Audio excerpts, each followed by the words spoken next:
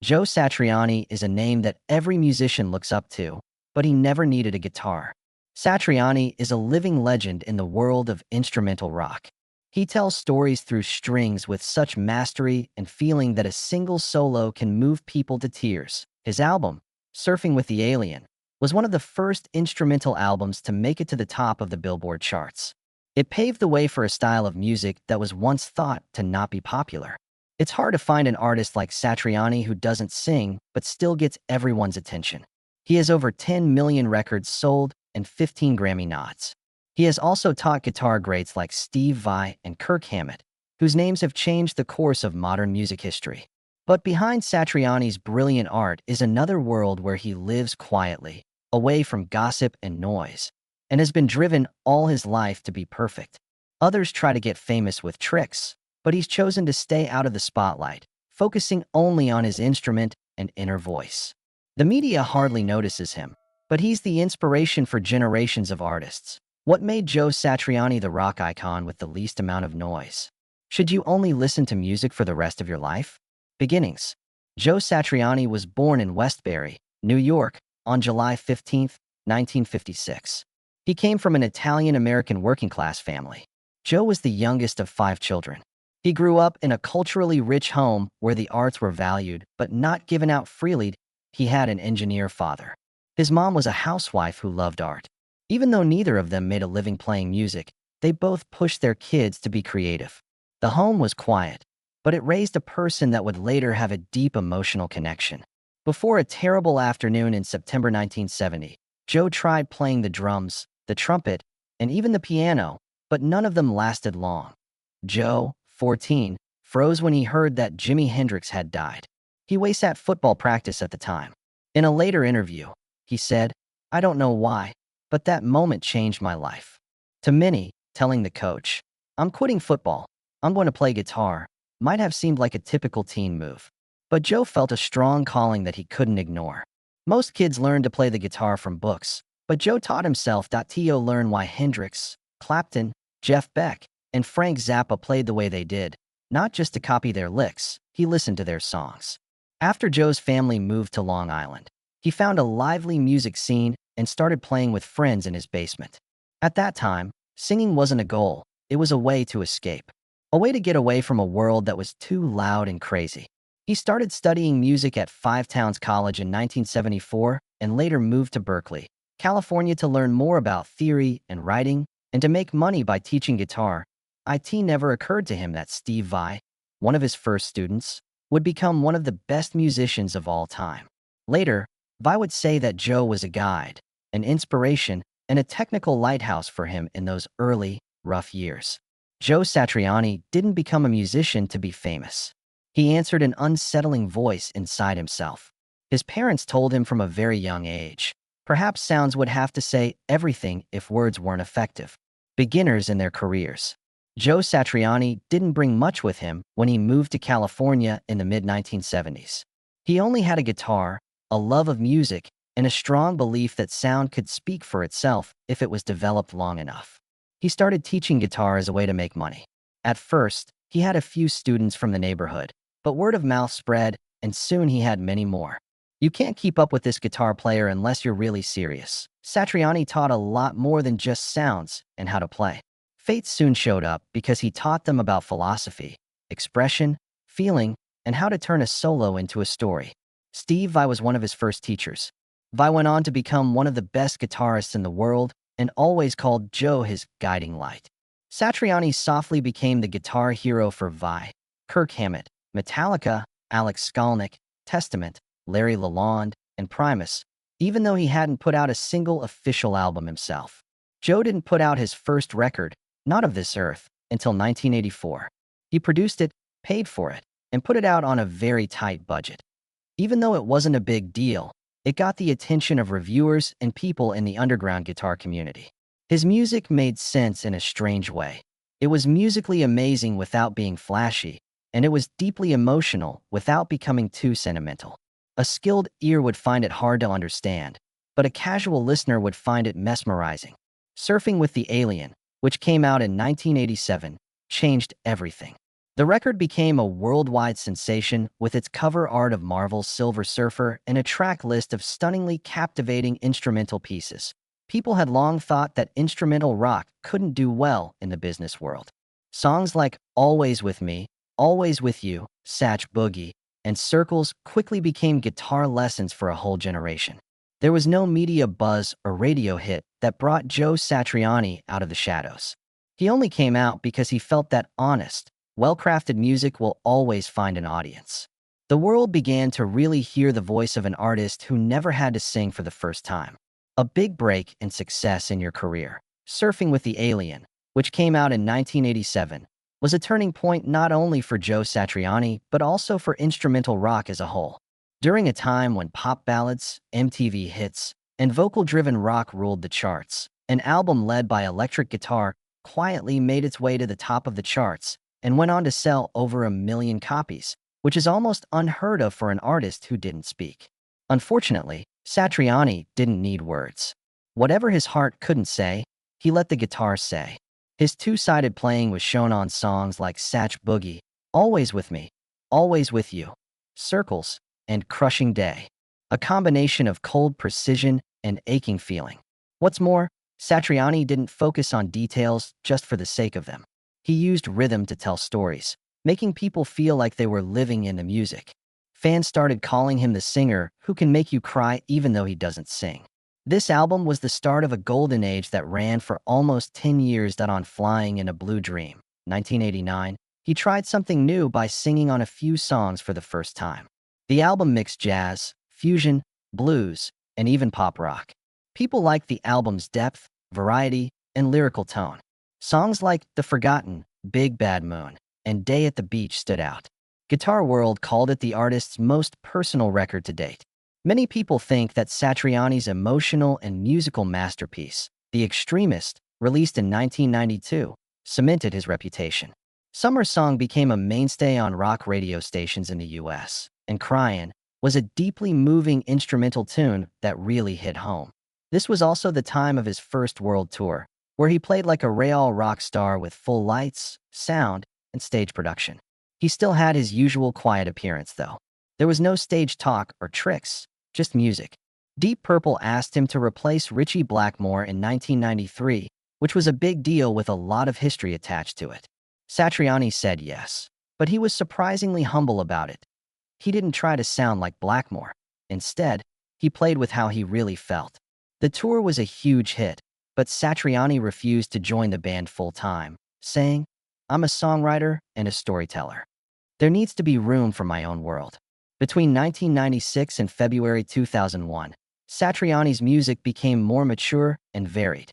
The 1995 record with the same name, Joe Satriani, leaning more toward industrial rock. The 1998 album Crystal Planet, on the other hand, explored electronic textures and digital technique without losing its analog soul. At this point, he became very popular among younger people, and he started the G3 Tour, a long-term project with Steve Vai, Eric Johnson, and later John Petrucci, Paul Gilbert, Yngwie Malmsteen, and others. G3 wasn't a race. The musicians played together in a symphony of skill, creativity, and emotion that honored the spirit of the guitar. Satriani changed bands again in February 2008, this time with Chickenfoot, a trio with Sammy Hagar, Michael Anthony, formerly of Van Halen, and Chad Smith, Red Hot Chili Peppers. Here, he wasn't the star soloist. Instead, he was a team player who played big, simple riffs that focused on groove and unity. Chickenfoot and Chickenfoot 3 weren't as popular as Satriani's solo records, but they changed him from a quiet soloist to an adaptable ensemble artist. Even though he's been nominated 15 times for a Grammy, Satriani has never once whined. He doesn't see a gold figure as proof of his worth. What speaks like a live soul is the look of silence on the crowd's faces as he walks out on stage, and the sound of the guitar. It wasn't tricks, luck, or controversy that made Joe Satriani famous. He did it because he had a clear artistic theory, he was always true to himself, and he was persistent in a field that is always changing. He performed on the guitar as well as playing it. And that's the most important thing an artist leaves behind. Everyday life. Joe Satriani is a quiet outsider in the rock world, which is full of scandals and chaos. He has stayed mostly out of the loud world of star culture, missing out on few wild parties, tabloid romances, and shocking sound bites. He doesn't avoid people, though. He does it because he finds real peace in solitude and ease. Satriani married Rubina, the woman who had been there for him since the beginning, when he was just a guitar teacher from nowhere making ends meet. Their love has been there for a long time without any big events, but you can hear it in his songs. From his first record, Not of This Earth, the song Rubina is a touching tribute to her, not with words or big statements, but with soft, sincere notes that make you feel like two souls talking to each other without words. In the few interviews he gives where he talks about his family, Satriani says he is a loving dad, a quiet husband, and a guy who needs peace. Noise bothers me. This is what he once said he wanted most after a tour: to go home, cook dinner, watch a movie with my family, and play guitar by myself. Even though Joe is famous all over the world, he still lives in a simple house in the San Francisco Bay Area. Not any fancy homes. Sporty cars are not allowed. He instead spends his money on his own studio and recording equipment. In his free time, he teaches, paints, or just sits and watches the rain. The music he makes is like his life.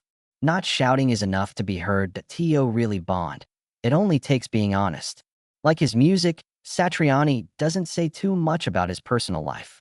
However, if you pay close attention, you can hear the sounds of quiet conversations about love, being alone, faith, and the fear of losing something.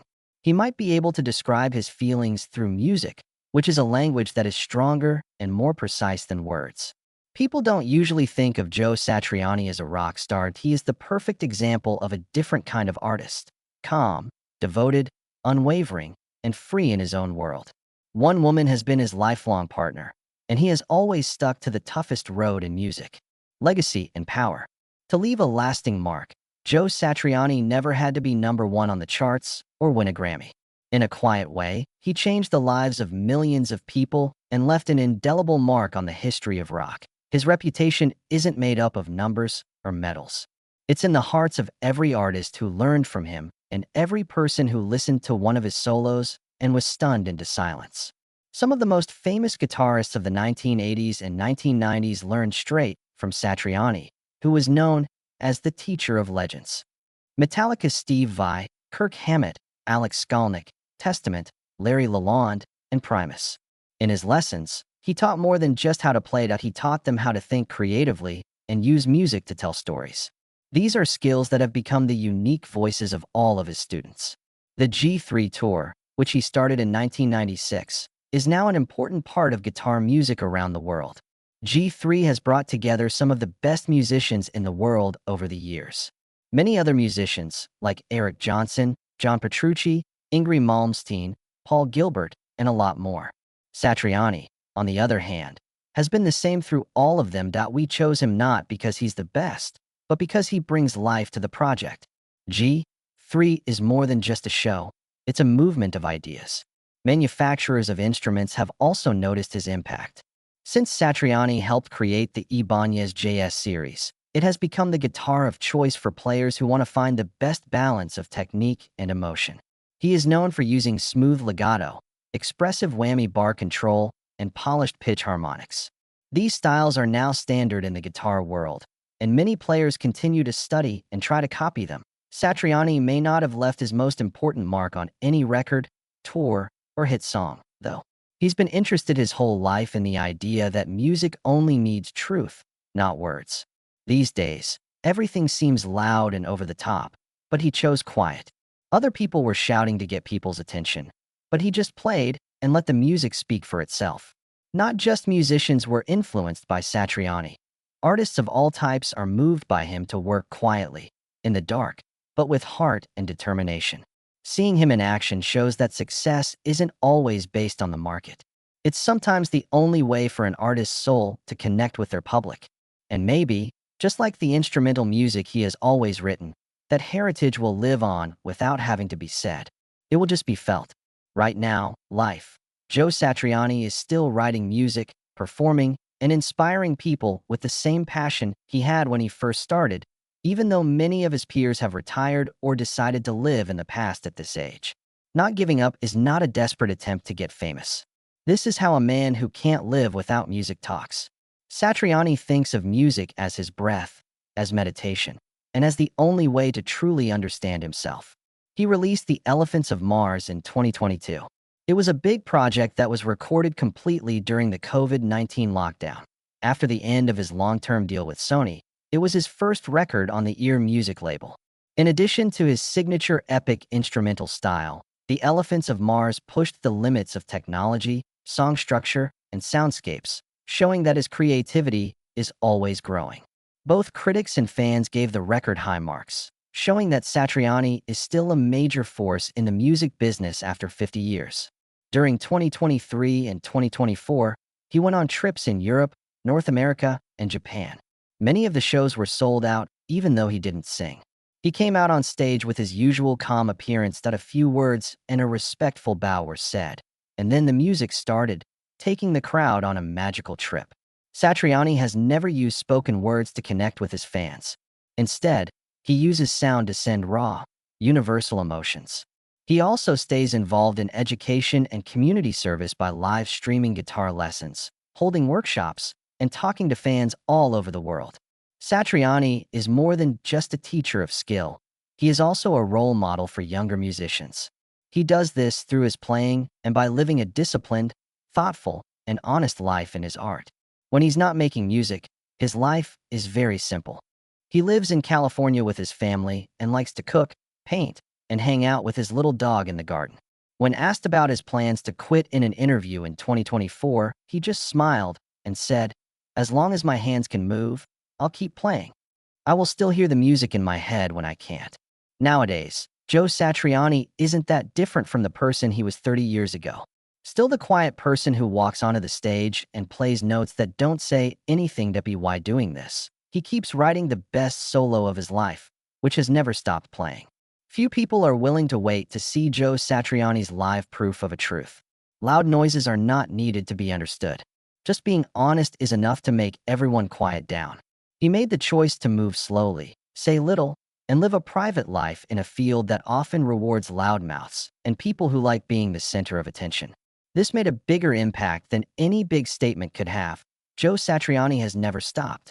He started playing the guitar as a teenager on the day Jimi Hendrix died and has gone on to become the father of G3, a mentor to legends, and the most famous instrumental solo artist of our time. He said no to high-profile offers, avoided tabloid drama, and stayed strongly true to his simple philosophy. You shouldn't just play music for show. Music is meant to be lived. It's possible that his journey is the longest, weirdest, and most beautiful instrumental piece ever written. Each note is more than just a sound. It's a piece of his soul. People will still be able to feel this piece even if the guitarist's hands stop moving. Have any of Satriani's note-free songs ever made your heart stop beating? Would you mind telling me what story it told you? Join us as we continue to look into the lives of music stars by clicking like and subscribe. I appreciate you watching. See you in the next movie. Thanks for coming.